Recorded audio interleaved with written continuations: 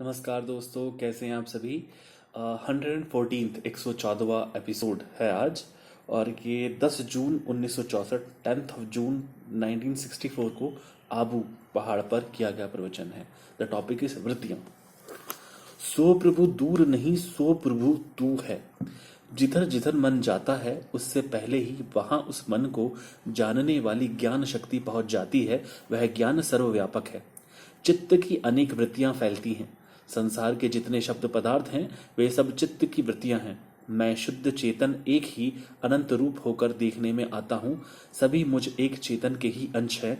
जैसे सूरज एक तथा उसकी किरणें अनेक, जैसे जल एक तथा उसकी लहरें अनेक। मैं सभी पदार्थों में, शब्द आदि अनेक वृत्तियों में एक ही चेतन स्वरूप परमात्मा व्यापक हूँ। जैसे एक धागे में अनेक मोती, सभी मोतियों में एक ही धागा व्यापक, सभी मोतियों को सत्ता देना वाला आधार है, वैसे सभी जड़ पदार्थों व अंतःकरण की वृत्तियों में एक ही चेतन परमात्मा व्यापक है। आंखें बंद करने से भी चित्त की वृत्तियां अंदर में फिरती हैं। उन उठने वाली वृत्तियों को रोककर चेतन परमात्मा में लीन करके बार बार सच्चिदानंद स्वरूप परमात्मा के ध्यान व चिंतन में लीन करके सच्चित आनंद स्वरूप आत्मा की दूसरी कोई भी वृत्ति उठने नहीं देनी चाहिए। आठों पहर परमात्मा में स्थित रहना चाहिए। फिर जहां जहां वृत्ति जाए वहां सदैव स्वयं को ही सब में चेतन परमात्मा ही परमात्मा देखना चाहिए। निराकार शब्द चेतन ही जीव जगत है। चित्त का शांत रहना ही ब्रह्म है।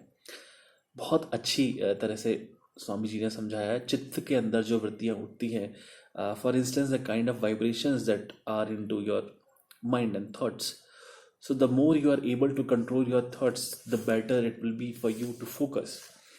And by doing this you would be able to find out the ultimate truth, and which is that the God and you are not two entities, you are one.